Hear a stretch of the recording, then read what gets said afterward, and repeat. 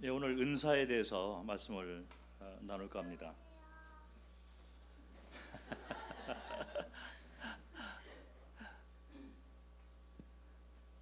그 원래 그 주일 오늘 오후 시간에 이 주제를 가지고 말씀을 나눌까 생각했었는데 아무래도 좀 중요한 주제인 것 같아요.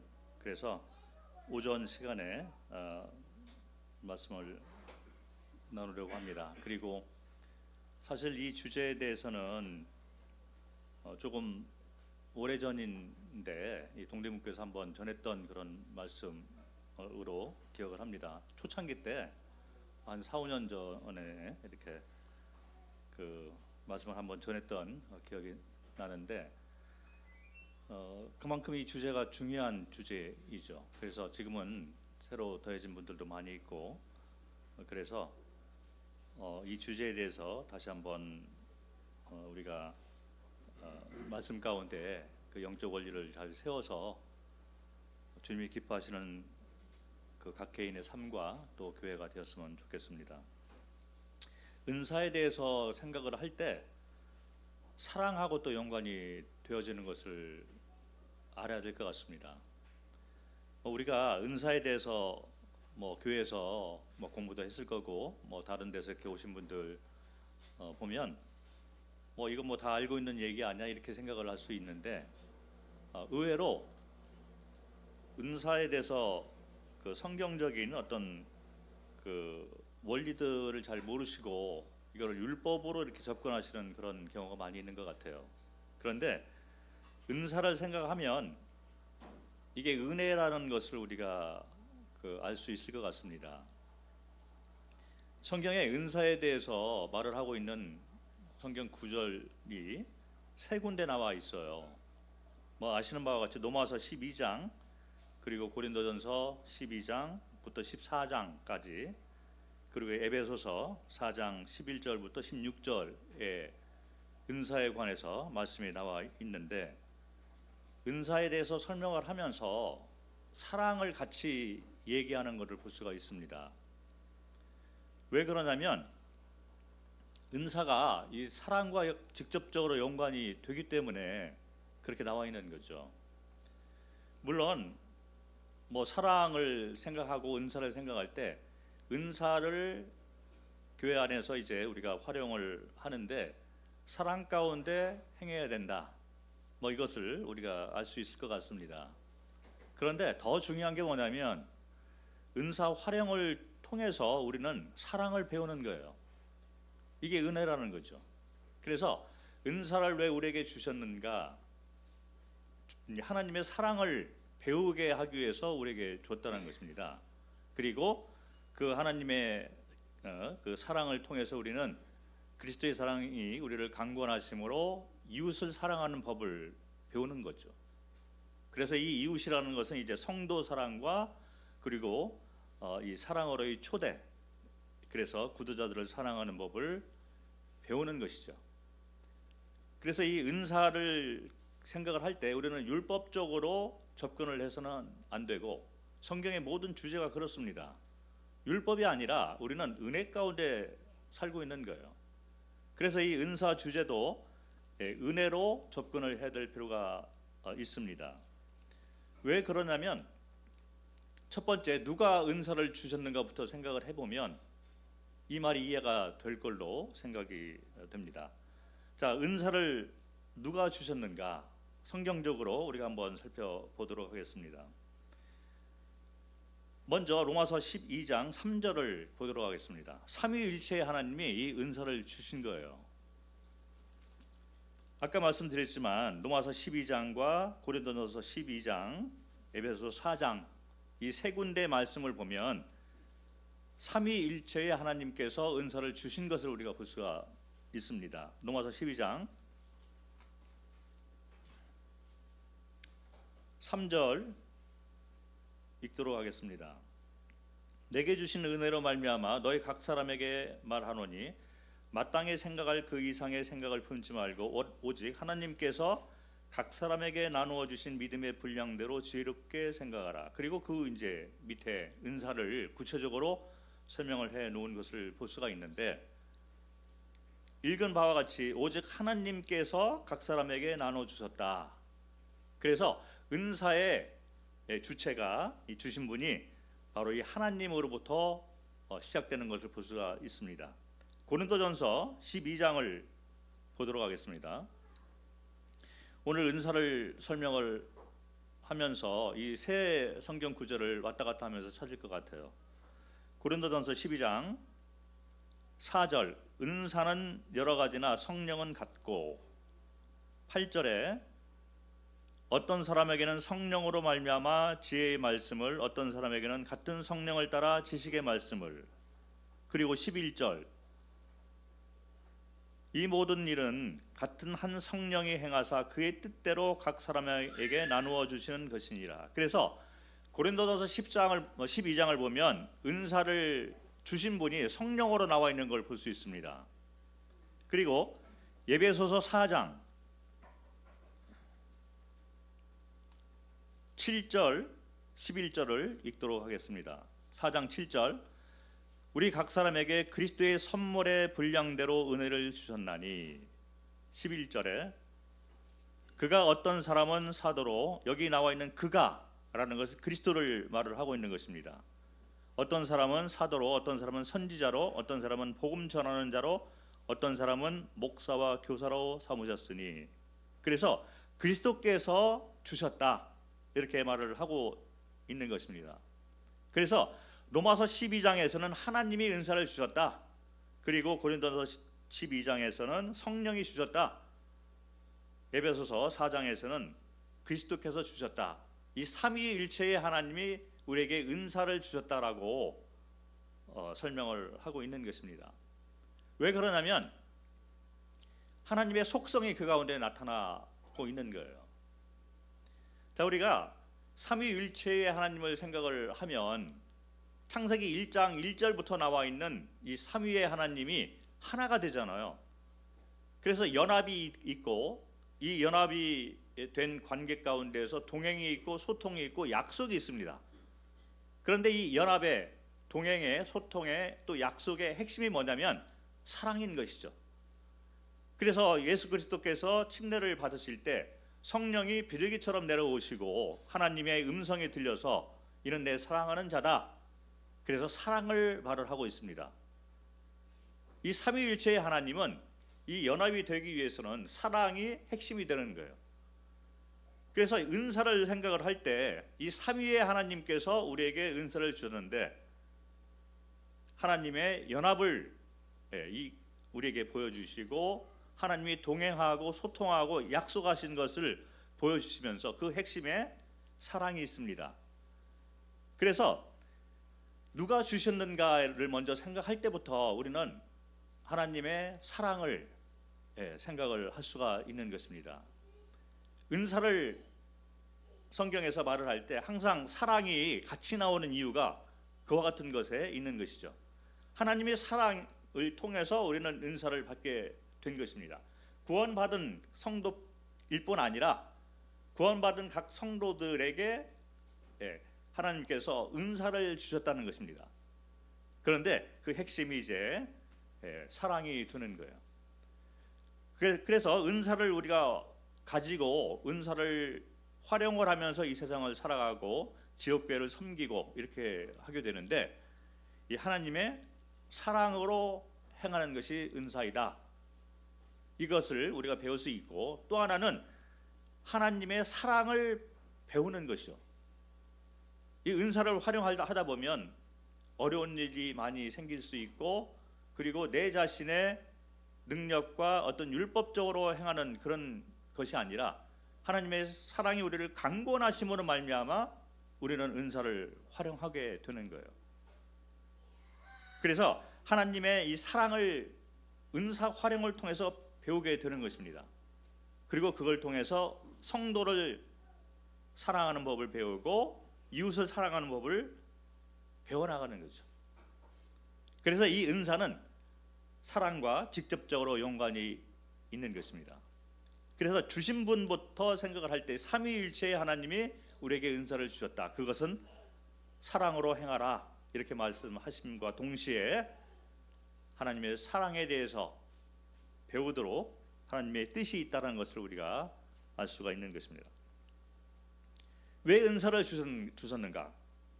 자, 이 왜 하나님께서 각 사람에게 은사를 주셨는가를 생각을 할 때도 하나님의 사랑이 그 가운데 나타나는 것을 볼 수가 있는 것입니다. 에베소서 4장 12절부터 14절을 읽도록 하겠습니다. 12절부터 14절까지 같이 한번 읽을까요? 자, 같이 읽겠습니다. 시작. 이는 성도를 온전하게 하며 봉사일을 하게 하며 그리스도의 몸을 세우려 하심이라. 우리가 다 하나님의 아들을 믿는 것과 아는 일에 하나가 되어 온전한 사람을 이루어 그리스도의 장성한 분량이 충만한 데까지 이르르니, 이는 우리가 이제부터 어린아이가 되지 아니하여 사람의 속임수와 간사한 유혹에 빠져 온갖 교훈의 풍조에 밀려 요동하지 않게 하려 함이라.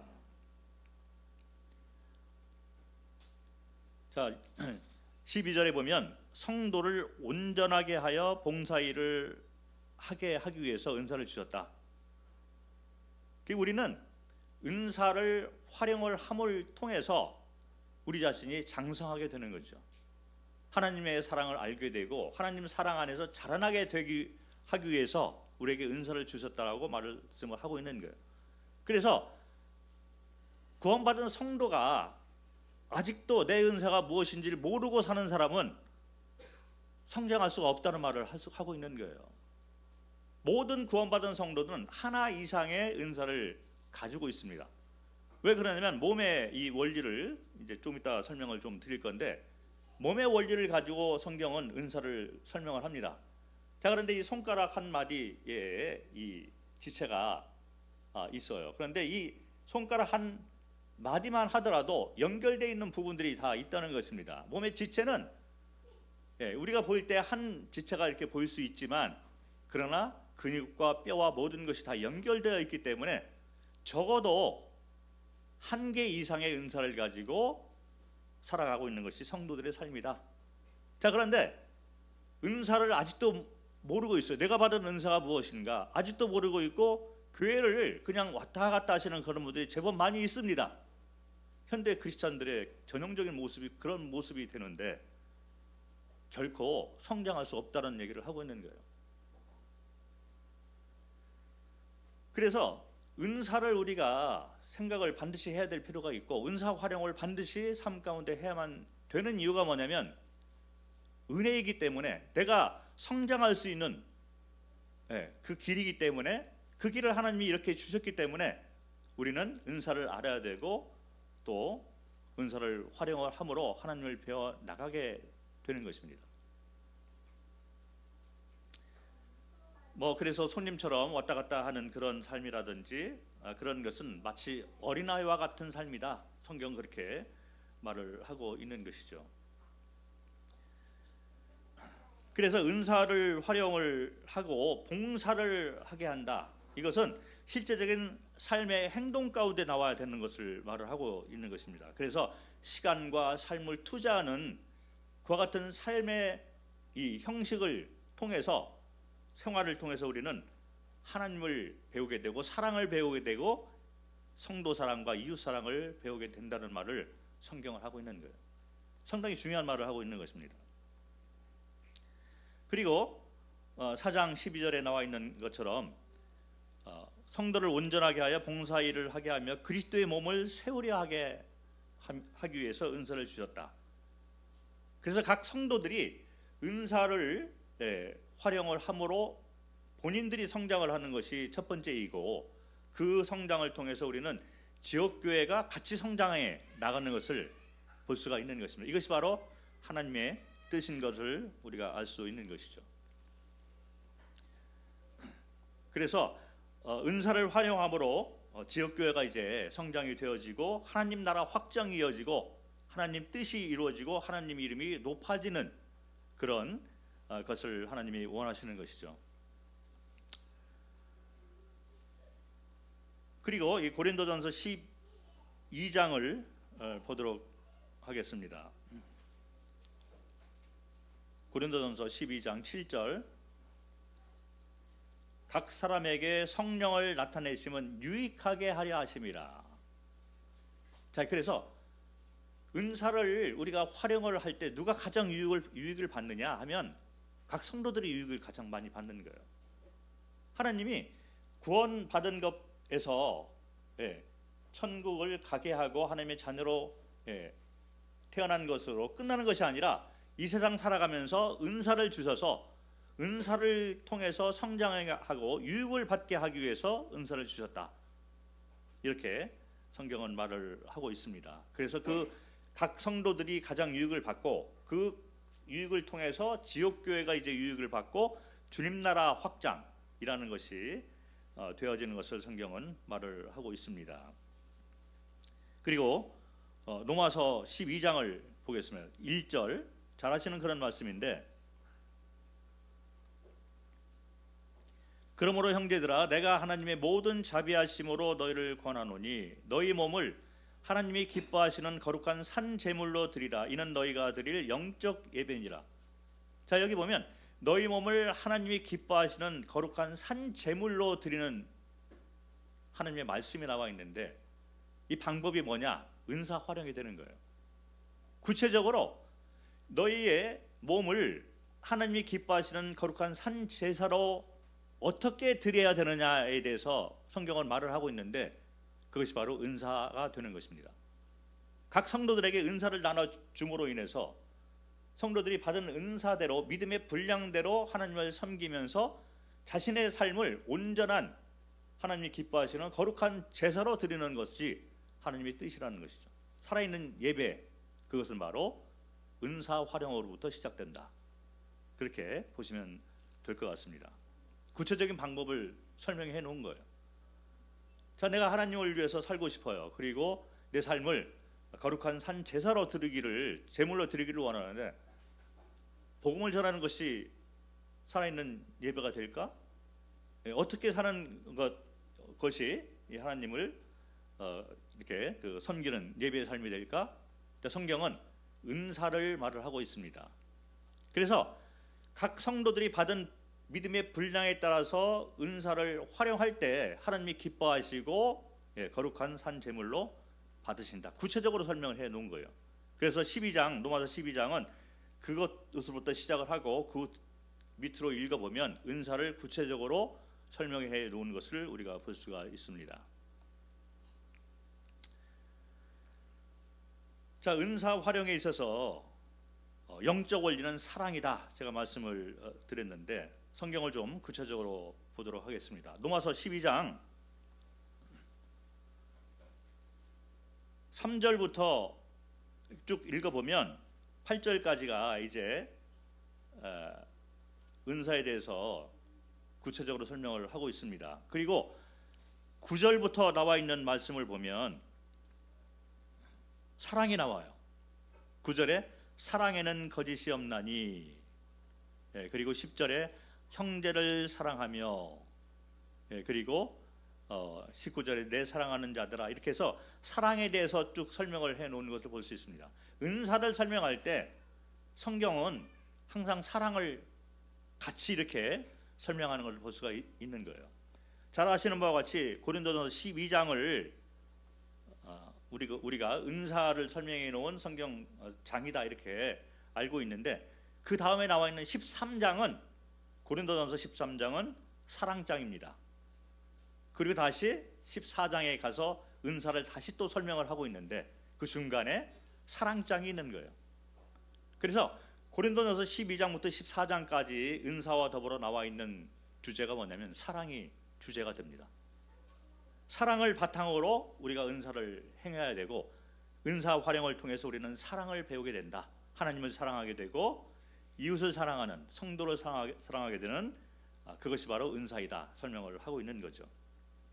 그리고 에베소서 4장 11절부터 14절에 나와 있는 것이 은사에 대한 설명을 하고 있는데, 15절 말씀을 읽도록 하겠습니다. 15절과 16절, 에베소서 4장 15절. 오직 사랑 안에서 참된 것을 하여 범사에 그에게까지 자랄지라. 그는 머리니 곧 그리스도라. 그에게서 온몸이 각 마디를 통하여 도움을 받음으로 연결되고 결합되어 각 지체의 분량대로 역사하여 그 몸을 자라게 하며 사랑 안에서 스스로 세우느니라. 자, 사랑을 얘기를 하고 있는 것입니다. 자, 그런데 그 몸의 원리잖아요. 몸이 각 마디가 서로 통하고 도움을 받고 연결되고 결합된다. 자, 이런 단어들을 생각할 때 우리가 어떤 또 단어를 생각을 할 수가 있습니까? 연합이죠. 그 은사는 사랑을 바탕으로 해서 연합의 원리가 되는 것입니다. 너무나 중요한 주제가 되는 거죠. 그래서 하나님을 사랑하게 되고 또 성도를 사랑하게 되고 하나님과 연합된 관계, 성도와 연합된 관계, 그리고 나아가서 박혀 있는 사람을 향해서 사랑을 보여주는 것까지 나감으로 인해서 연합의 초대를 또 생각을 할 수가 있는 것입니다. 그래서 우리 성도 삶 가운데 은사를 알고 내가 받은 믿음의 분량이 무엇이고 그 믿음의 분량에 따라 은사에 따라서 섬기는, 주님을 섬기는 것이야말로 하나님의 사랑을 배우게 되고 성도 간의 사랑을 배우게 되고 이웃을 사랑하는 법을 배우게 된다는 거예요. 그래서 은사는 사랑과 연결되어 있다, 이거를 설명을 하면서 어떻게 또 구체적으로 성경은 설명을 하고 있냐면 몸의 원리를 가지고 설명을 하고 있어요. 네, 그래서 로마서 12장 4절과 5절을 읽겠습니다. 로마서 12장 4절과 5절. 우리가 한 몸에 많은 지체를 가졌으나 모든 지체가 같은 기능을 가진 것이 아니니 이와 같이 우리 많은 사람이 그리스도 안에서 한 몸이 되어 서로 지체가 되었느니라. 몸의 원리를 가지고 설명을 하는 것이 가장 합당한 거예요. 왜 그러냐면 각 지체가 있습니다. 우리 몸에 각 지체가 있는데 사랑으로 이루어져 있고 연합으로 이루어져 있으면서 같이 동행을 하고 서로 소통하고 약속 가운데 살아가고 있는 것을 볼 수 있는 거예요. 삼위일체의 하나님은 이 바디 펑션이라고 그러잖아요. 이 몸의 기능을 통해서 우리에게 나타나고 있는 것입니다. 그래서 은사를 설명할 때도 몸의 기능을 가지고 설명을 하고 있는 걸 볼 수 있습니다. 로마서 12장뿐만 아니라 고린도전서 12장 여기에서도 몸의 원리를 가지고 설명을 하고 있는 거죠. 고린도전서 12장 12절 말씀을 보겠습니다. 몸은 하나인데 많은 지체가 있고 몸의 지체가 많으나 한 몸임과 같이 그리스도도 그러하니라. 은사를 설명할 때 몸으로 설명을 하고 있는 거예요. 아까 읽었지만 에베소서 4장 15절과 16절에도 몸의 기능을 가지고 은사를 설명을 하는 것을 우리가 볼 수가 있습니다. 그래서 이 몸이 한 몸이잖아요. 그런데 각 지체가 같이 이제 이렇게 연결되어 있습니다. 그래서 은사를 활용할 때 몸의 기능을 생각을 하면서 사랑이 바탕이 되고 연합이 되면서 결합이 되잖아요. 이 얘기는 구체적으로 드러나는 이 모습을 보면 같은 방향과 같은 생각과 같은 뜻 가운데서 움직이는 것이 몸의 기능이 되는 것입니다. 자, 그래서 은사를 내가 어떤 은사를 받았어. 그래서 이 은사를 내가 교회에서 자꾸 활용을 하는데 어떤 분들은 자기가 받은 은사를 가지고 열심히 섬기는데 열심히 섬기면 섬길수록 지옥교회가 어려움을 당하고 다른 성도들이 상처를 받고 자꾸 교회가 분열되는 역사가 일어난다면 잘못된 활용을 하고 있거나 뭔가 문제가 있는 것이 드러나고 있다는 것을 우리가 생각을 할 수가 있을 것 같습니다. 자, 이제 이 몸의 이 기능을 가지고 그 은사를 설명하는데 조금 구체적으로 보면 이 다양한 은사가 있어요. 자, 성경을 한번 읽도록 하겠습니다. 로마서 12장 6절부터 8절에 나와 있는 은사를 한번 보도록 하겠습니다. 6절부터 8절을 한번 같이 읽겠습니다. 시작. 우리에게 주시는 은혜대로 받은 은사가 각각 다르니 혹 예언이면 믿음의 분수대로, 혹 섬기는 일이면 섬기는 일로, 혹 가르치는 자면 가르치는 일로, 혹 위로하는 자면 위로하는 일로, 구제하는 자는 성실함으로, 다스리는 자는 부지런함으로, 공의를 베푸는 자는 즐거움으로 할 것이니라. 자, 그래서 다양한 은사가 있는 것을 볼 수가 있습니다. 고린도전서 12장 8절부터 11절을 한번 읽도록 하겠습니다. 고린도전서 12장 8절부터 11절 같이 읽겠습니다. 시작.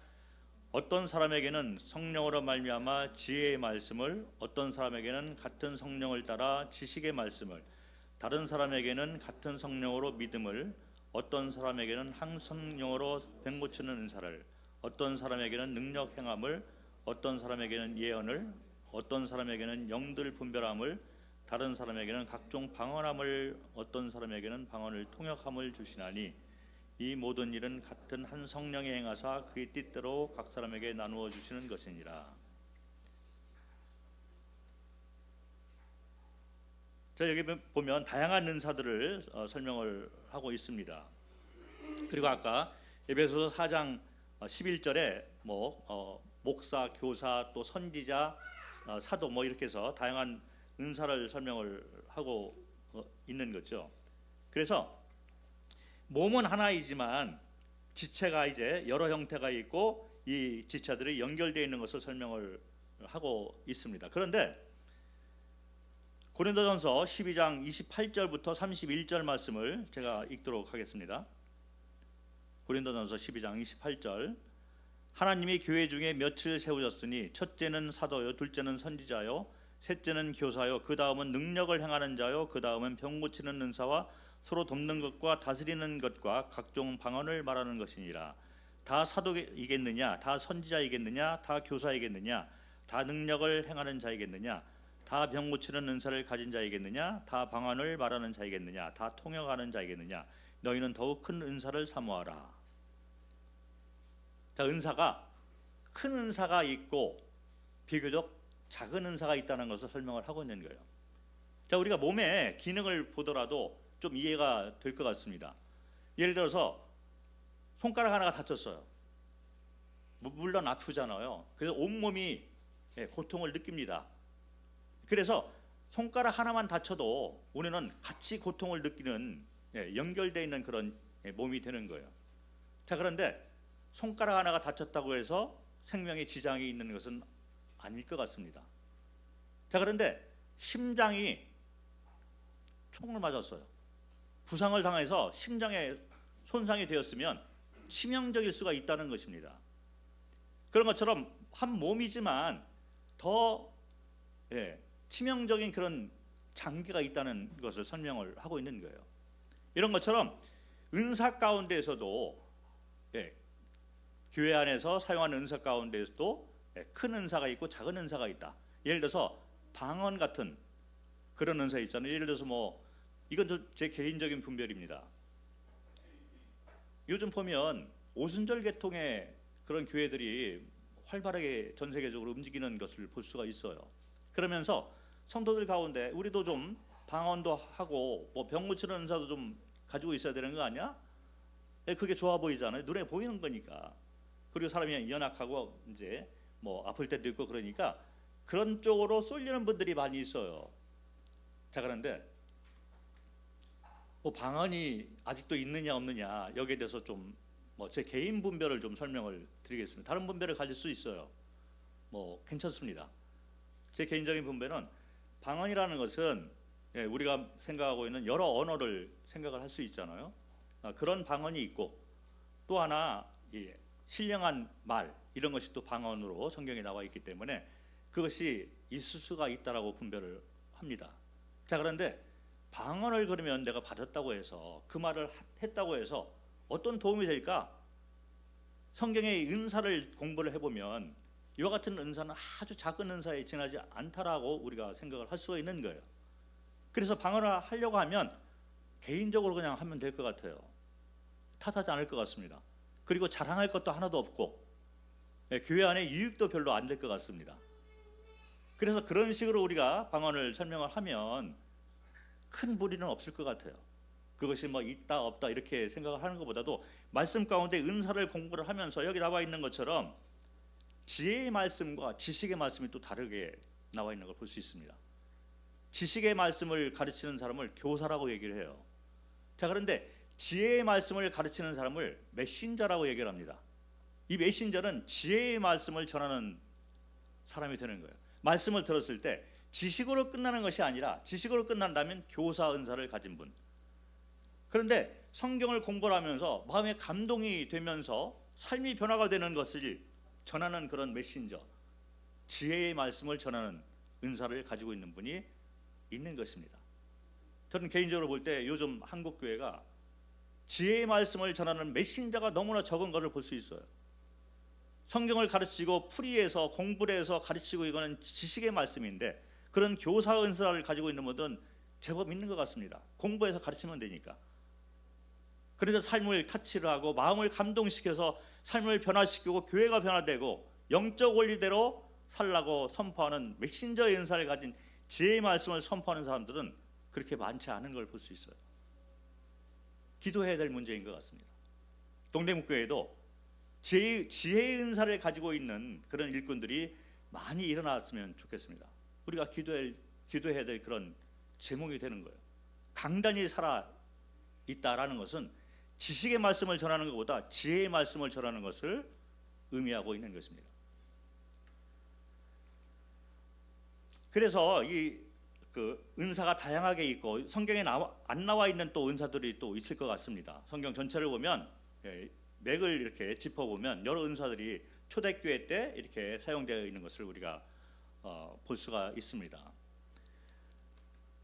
그런데 아까 말씀드린 것처럼 더 귀중한 은사가 있다는 거예요. 그래서 잘 가르치는 장로를 배나 존경할지라, 이런 말씀이 왜 나오느냐 하면 중요하기 때문에 그런 말씀들을 하고 있는 것입니다. 자, 그리고 또 하나 우리가 생각해야 될 것이 뭐냐면 재능과 은사는 다르다는 거예요. 각자 재능이 있어요. 타고날 때부터 어떤 사람은 공부를 잘하도록 타고난 머리가 있습니다. 어떤 사람은 아무리 공부해도 안 되는 분들이 있어요. 그런데 공부하라 하니 안 되잖아요.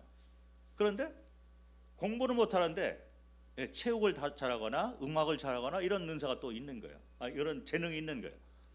자, 이 재능과 은사가 어떤 차이가 있냐면 구원받기 전에 우리는 재능으로 생각을 할 수가 있습니다. 자, 그런데 구원받아서 그 재능을 하나님의 사랑을 배우는데 또 지역교회에서 섬김으로 성도의 사랑을 배우고 성도에게 유익을 끼치는 데 사용을 했다. 그것이 바로 은사가 되는 것입니다.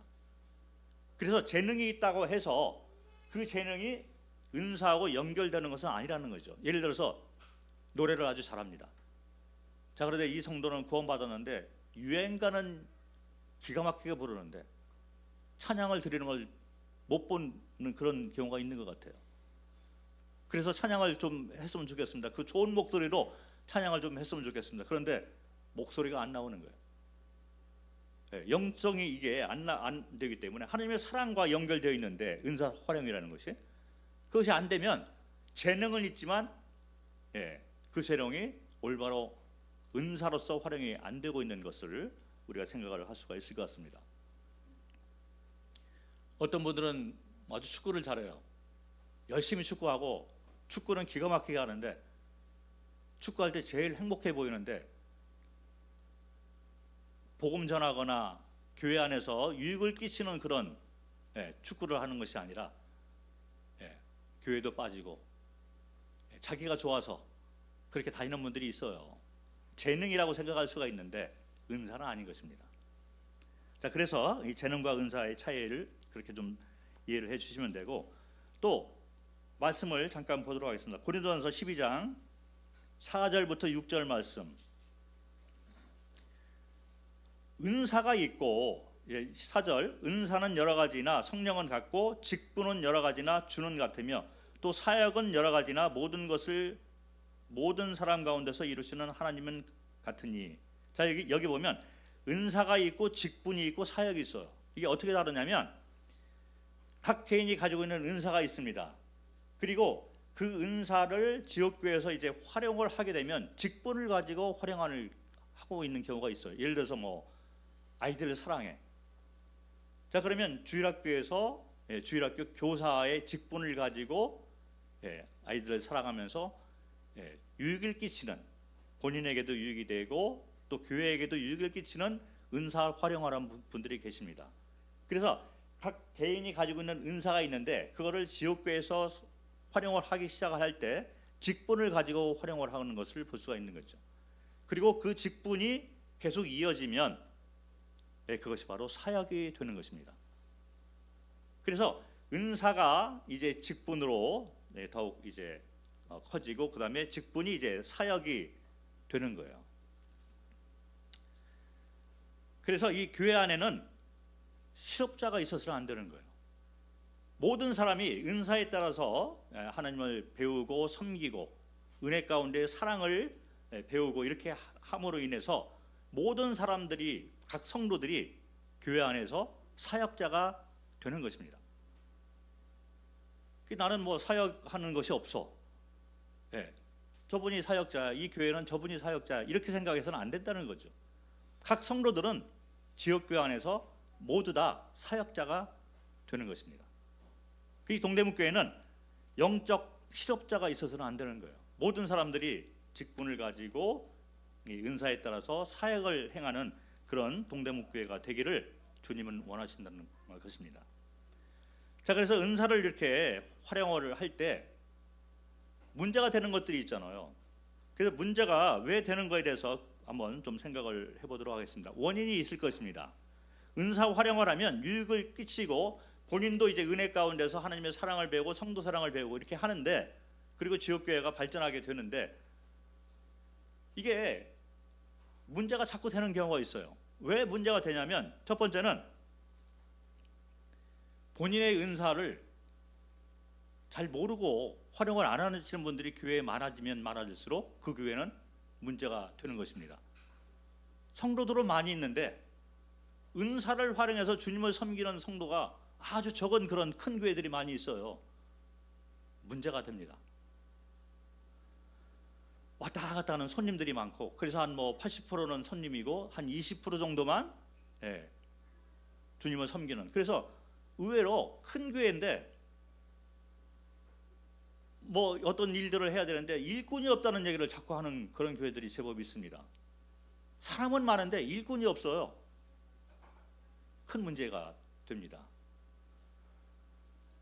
그래서 성도들이 은사를 모르고, 본인의 은사가 무엇인지를 모르고 또 태만한 경우가 있어요. 게으르고, 이 성도들이 볼 때 저분은 저런 은사를 가지고 있어서 그 은사를 잘 활용을 하면 모두에게 유익되고 본인에게도 유익되고 교회가 발전하기에 많은 헌신을 할 것 같은데 저분이 자기 은사를 활용을 안 하고 있는 거죠.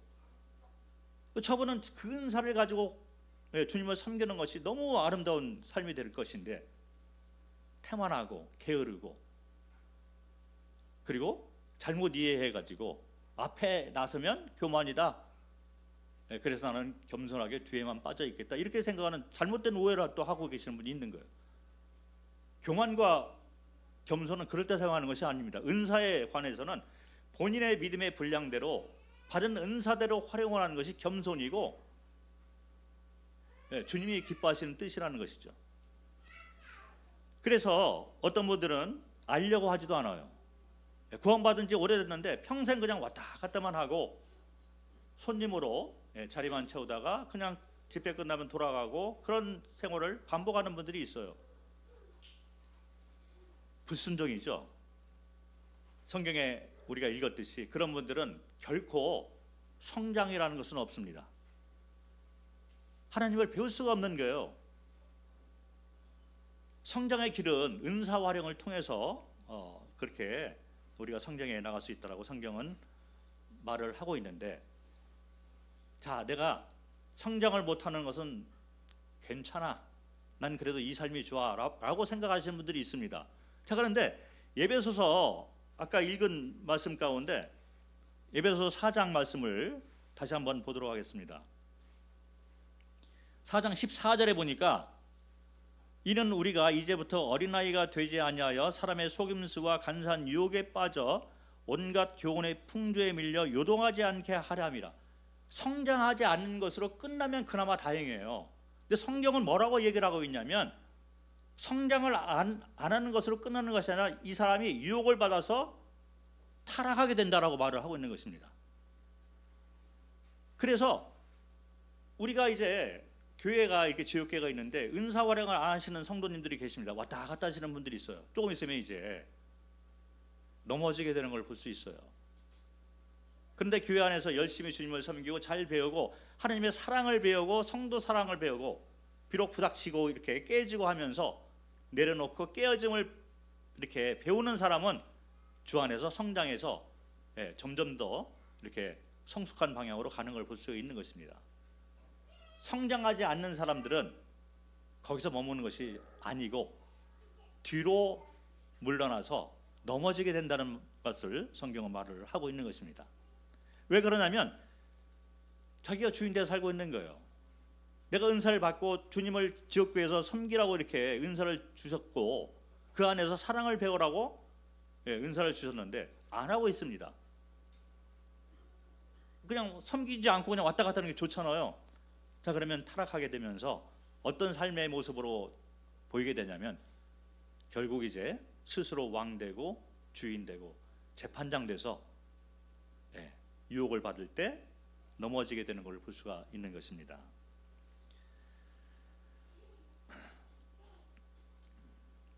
그리고 또 은사 활용할 때 문제가 되는 경우가 있어요. 어떤 경우냐면 자기 은사 받은 믿음의 분량을 넘어서서 은사 활용을 하려고 하는 그런 경우가 있는 것 같습니다. 그런 경우는 이제 교만이 되고 주님보다 앞서 나가는 삶이 되는 거죠. 그래서 아까 말씀드린 것처럼 은사를 활용을 하면 할수록 자꾸 문제가 되고 분란이 일어나고 성도들이 상처를 받고 그런 경우가 많이 있는 것 같습니다. 어떤 분들은 지금은 그렇게 많이 나타나지 않지만 어떤 교회는 이 단이 좀 오픈되어 있는 그런 교회가 있는 것 같아요.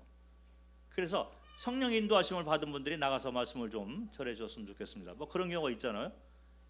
그래서 그런 분이 이제 나와서 말씀을 전하는데 본인은 너무 좋아하는 거예요. 나는 가르치는 은사가 있는 것 같아. 그래서 자꾸 교회 와서 가르치려고 하고 이렇게 하는 분들이 계셔요. 그런데 유익이 돼야 되는 것이 은사입니다. 가르치면 가르칠수록 성도들이 상처를 받고 그 말씀을 가지고 갈라지게 되고 어지럽게 되고 이런 경우는 믿음의 분량을 벗어난 그런 은사 활용이 되기 때문에 잘못된 은사 분별이 된다라고 생각을 할 수가 있습니다.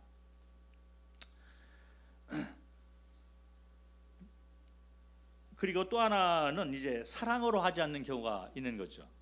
은사를 제대로 이렇게 배우지 못한 그런 분들이 계셔요. 어떤 경우가 있냐면 좀 구체적으로 설명을 드려야 될 것 같아서 제가 설명을 드리면 제 경험상 그런 분들을 제법 봤습니다.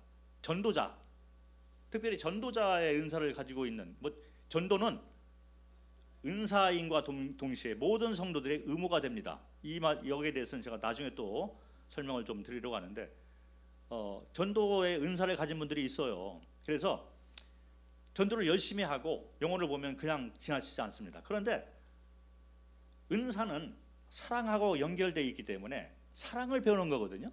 사랑 가운데 행하고 사랑을 배우게 되는 것이 은사인데 이분이 은사에 대해서 그것만 딱 이렇게 배운 거예요. 잘못 배운 거예요. 그래서 전도를 할 때 말이 거칩니다. 그런 분들을 제가 많이 봤어요. 사랑으로 이렇게 하는 것이 아니라 자기의 의를 드러내고 이렇게 말이 거칠고 이렇게 강압적이고 율법적이고 이런 모습들이 자꾸 이렇게 보이는 경우가 있잖아요. 잘못 배워서 그런 거죠. 은사는 사랑과 연결이 되어 있는 것입니다. 그래서 그렇게 잘못 배운 그런 분들이 은사를 활용하면 아까 말씀드린 것처럼 교회가 어지럽고 상처를 받고 이렇게 되는 경우도 있지만 또 한 경우가 어떻게 드러나냐면 오래 못 가요. 그래서 전도자들이 제법 쓰러지는 경우가 있는 것을 우리가 보게 됩니다. 왜 그러냐면 잘못 배워서 그런 거죠. 저도 그런 선교지에서 그런 경우를 제법 봤습니다. 저도 옛날에 잘못 배웠고 그렇게 또 가르쳤던 그런 경험이 있는 것 같아요. 그런데 나중에 깨닫고 제가 은사는 사랑의 사랑의 원리 가운데서 행해야 되고 사랑을 배우는 거다. 이걸 배운 후에 은사에 대해서 제대로 이제 가르치기 시작을 했습니다. 그런데 전도자들이 열심히 전도하고 열매도 있어요. 그런데 쉽게 넘어지고 단기간에 은사 활양이 끝나는 경우를 대부분 보게 됩니다. 왜 그러냐? 잘못 배워서 사랑을 기반으로 하지 않기 때문에 그런 경우가 있는 것 같습니다. 요약을 드리면 모든 구원받은 성도들은 한 개 이상의 은사를 가지고 있습니다. 그리고 하나님께서 은사를 활용하도록 말씀을 하고 있는 거죠. 그리고 그 은사 활용은 사랑을 기반으로 은사 활용을 하게 되면서 은사를 통해서 우리는 하나님을 사랑하는 법을 배우고 본인의 힘으로 안 되잖아요. 그러니까 하나님을 의지하게 되고 하나님을 사랑하게 되고 그 사랑을 통해서 우리는 그리스도의 이 사랑이 강건하심으로 성도를 사랑하고 이웃을 사랑하게 되는 것이다. 그래서 내가 은사를 이렇게 활용하는데 내 은사는 이거야. 은사를 활용하는데 내가 지치고 힘든 경우가 자꾸 나오는 경우가 있어요. 왜 그러냐면 하나님과의 관계, 그 사랑의 관계가 문제가 되기 때문에. 그리고 성도를 섬기는데 성도를 사랑하는 그 사랑의 관계가 잘못되어 있기 때문에 내가 은사를 활용해도 한계가 자꾸 보이게 되고 힘들고 율법적으로 행하고 이런 것이 되는 것입니다. 자, 그래서 오늘은 은사에 대해서 살펴봤고 여기에서 마무리를 하도록 하겠습니다. 감사합니다.